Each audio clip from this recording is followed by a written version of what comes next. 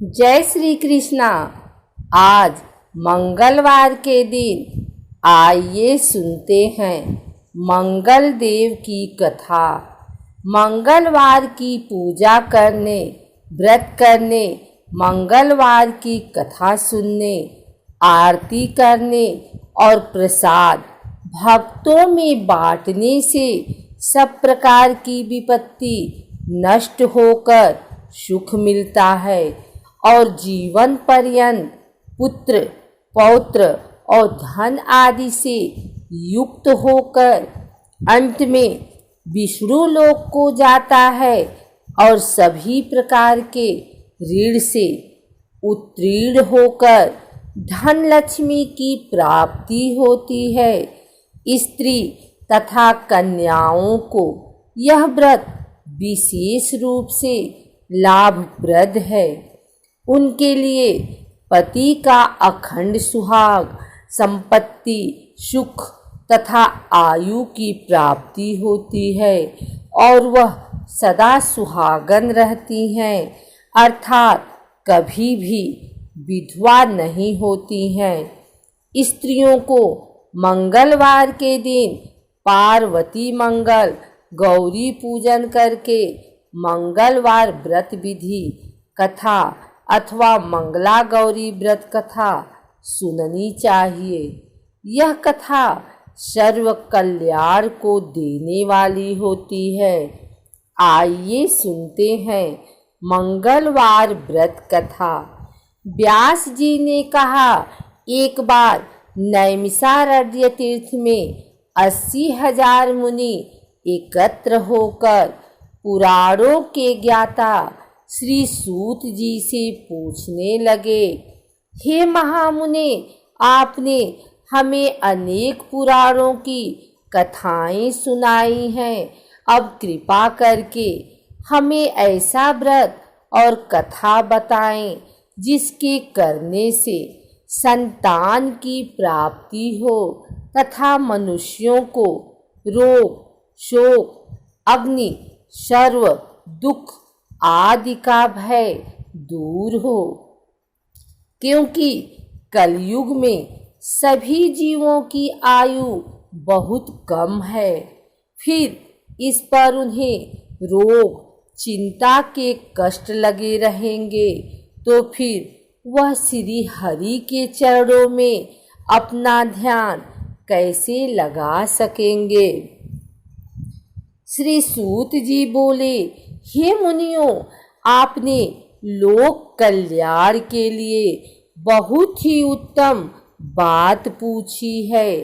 एक बार युधिष्ठिर ने भगवान श्री कृष्ण से लोक कल्याण के लिए यही प्रश्न किया था। भगवान श्री कृष्ण और युधिष्ठिर का संवाद तुम्हारे सामने कहता हूँ, ध्यान देकर सुनो। एक समय पांडवों की सभा में श्री कृष्ण जी बैठे हुए थे। तब युधिष्ठिर ने भगवान श्री कृष्ण से प्रश्न किया, हे प्रभु नंद नंदन गोविंद, आपने मेरे लिए अनेकों कथाएं सुनाई हैं। आज आप कृपा करके ऐसा व्रत या कथा सुनाएं जिसके करने से मनुष्य को रोग, चिंता का भय समाप्त हो और उसको पुत्र की प्राप्ति हो। हे प्रभु, बिना पुत्र के जीवन व्यर्थ है। पुत्र के बिना मनुष्य नरकगामी होता है। पुत्र के बिना मनुष्य पितृ ऋण से छुटकारा नहीं पा सकता और न ही उसका पुत्रक नामक नरक से उद्धार हो सकता है। अतः पुत्रदायक व्रत बतलाएं। श्री कृष्ण भगवान बोले, हे राजन, मैं एक प्राचीन इतिहास सुनाता हूँ, आप उसे ध्यान पूर्वक सुनो। कुंडलपुर नामक एक नगर था। उसमें नंदा नामक एक ब्राह्मण रहता था। भगवान की कृपा से उसके पास सब कुछ था, फिर भी वह दुखी था। इसका कारण यह था कि ब्राह्मण की स्त्री सुनंदा की कोई संतान न थी। सुनंदा पतिव्रता थी, भक्तिपूर्वक श्री हनुमान जी की आराधना करती थी। मंगलवार के दिन व्रत करके अंत में भोजन बनाकर हनुमान जी का भोग लगाने के बाद स्वयं भोजन करती थी। एक बार मंगलवार के दिन ब्राह्मणी गृह कार्य की अधिकता के कारण हनुमान जी को भोग न लगा सकी, तो इस पर उसे बहुत दुख हुआ। उसने कुछ भी नहीं खाया और अपने मन में प्रण किया कि अब तो अगले मंगलवार को ही हनुमान जी का भोग लगाकर अंजल ग्रहण करूंगी। ब्राह्मणी सुनंदा प्रतिदिन भोजन बनाती, श्रद्धापूर्वक पति को खिलाती, परंतु स्वयं भोजन नहीं करती और मन ही मन श्री हनुमान जी की आराधना करती थी। इसी प्रकार 6 दिन गुजर गए और ब्राह्मणी सुनंदा अपने निश्चय के अनुसार भूखी प्यासी निराहार रही। अगले मंगलवार को ब्राह्मणी सुनंदा प्रातःकाल ही बेहोश होकर गिर पड़ी। ब्राह्मणी सुनंदा की इस असीम भक्ति के प्रभाव से श्री हनुमान जी बहुत प्रसन्न हुए और प्रकट होकर बोले, सुनंदा, मैं तेरी भक्ति से बहुत प्रसन्न हूँ, तू उठ और वर मांग। सुनंदा अपने आराध्य देव श्री हनुमान जी को देखकर आनंद की अधिकता से विह्वल हो श्री हनुमान जी के चरणों में गिरकर बोली, हे प्रभु, मेरी कोई संतान नहीं है, कृपा करके मुझे संतान प्राप्ति का आशीर्वाद दें। आपकी अति कृपा होगी। श्री महावीर जी बोले, तेरी इच्छा पूर्ण होगी।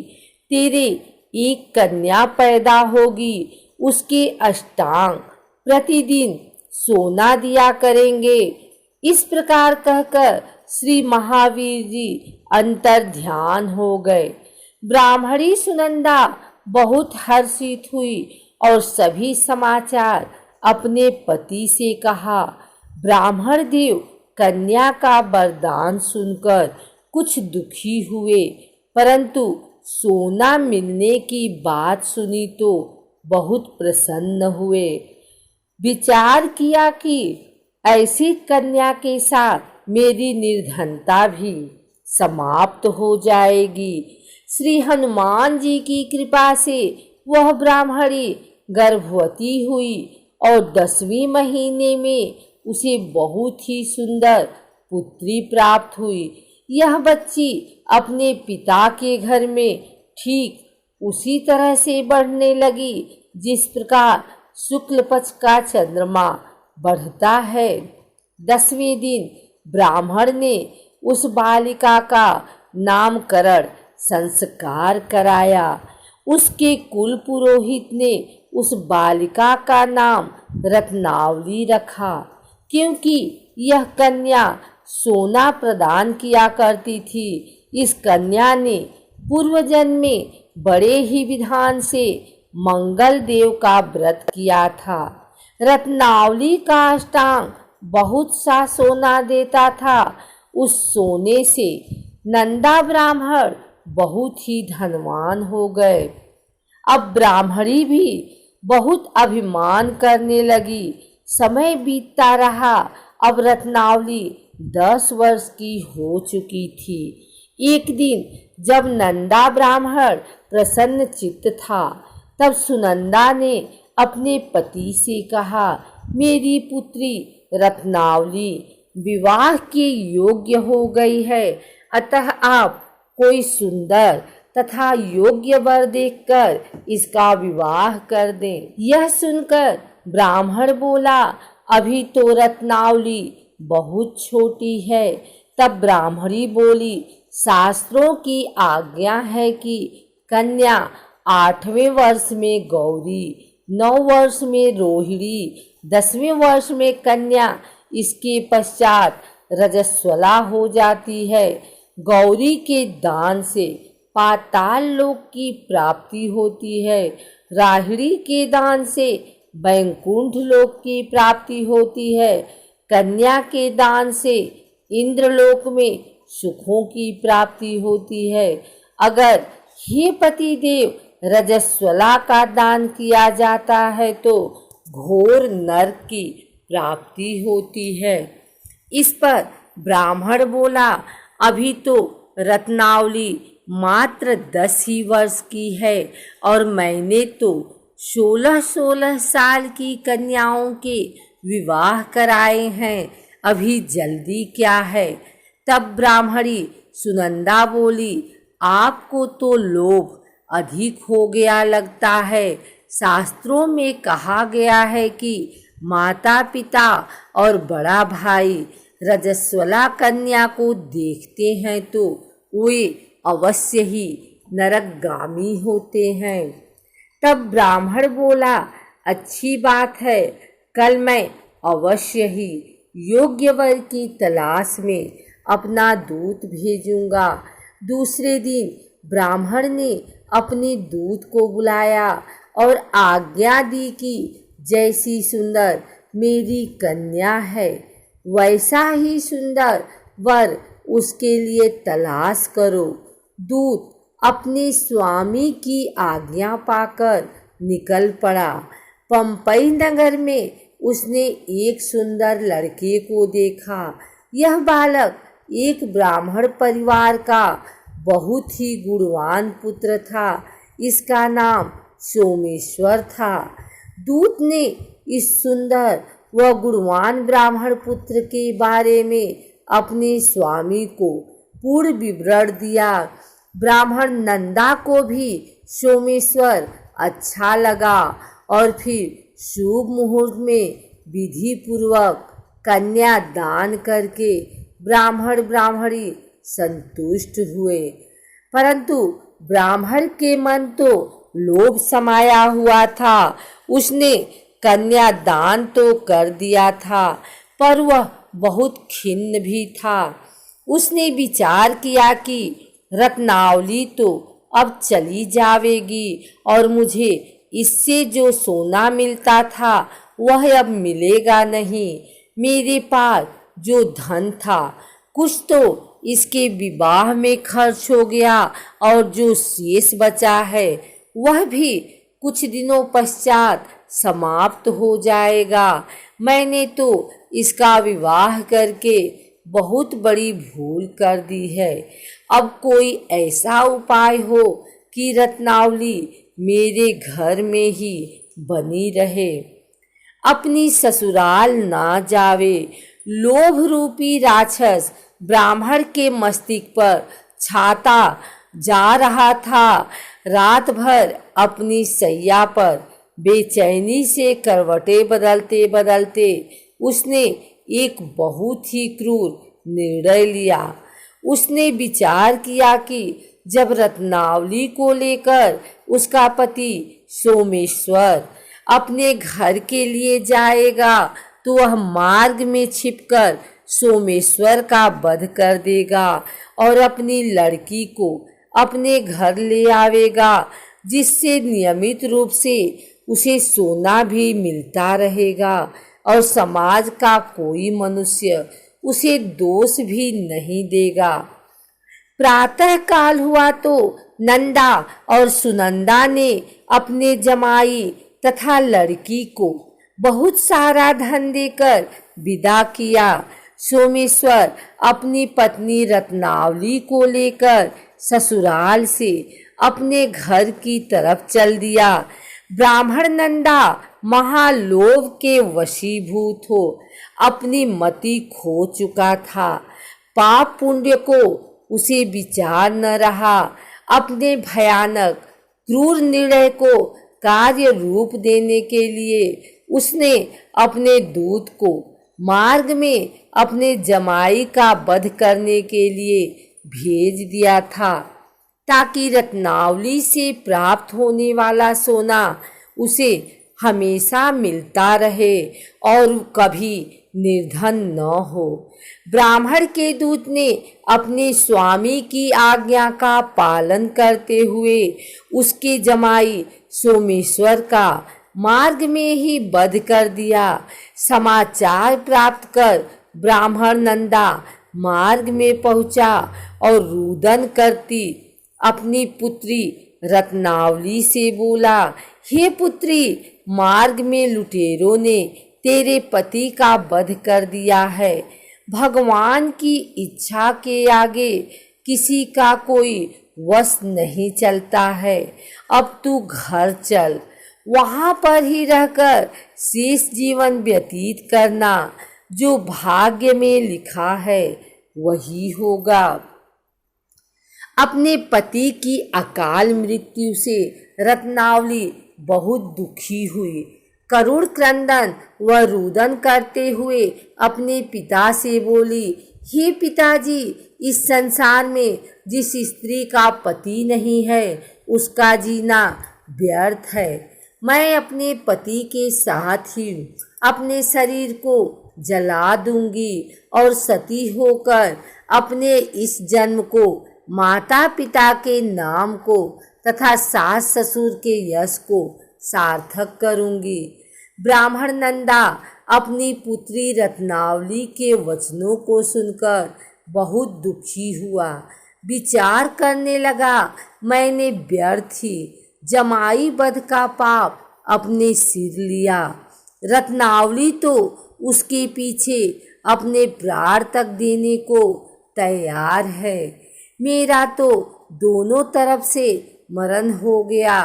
धन तो अब मिलेगा नहीं। जमाई वध के पाप के फलस्वरूप यम यातना भी भुगतनी पड़ेगी।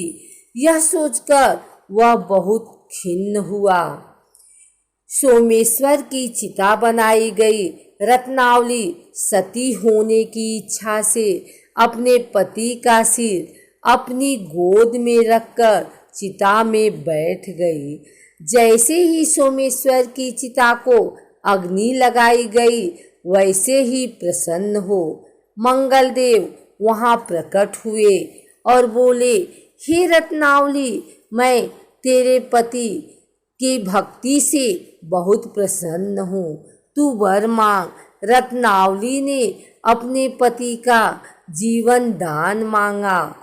तब मंगलदेव बोले, रत्नावली, तेरा पति अजर अमर है। यह महाविद्यवान भी होगा और इसके अतिरिक्त तेरी जो इच्छा हो वर मांग। तब रत्नावली बोली, हे ग्रहों के स्वामी, यदि आप मुझ पर प्रसन्न हैं तो मुझे यह वरदान दीजिए कि जो भी मनुष्य मंगलवार के दिन प्रातःकाल लाल पुष्प, लाल चंदन से पूजा करके आपका स्मरण करे, उसको रोग व्याधि न हो, स्वजनों का कभी वियोग न हो, सर्प, अग्नि तथा शत्रुओं का भय न रहे। जो स्त्री मंगलवार का व्रत करे वह कभी विधवा न हो। रत्नावली अपने पति को पुनः प्राप्त कर बहुत प्रसन्न हुई और मंगलदेव का व्रत प्रत्येक मंगलवार को करके व्रतराज और मंगलदेव की कृपा से इस लोक में सुख ऐश्वर्य को भोगते हुए अंत में अपने पति के साथ स्वर्ग लोक को गई।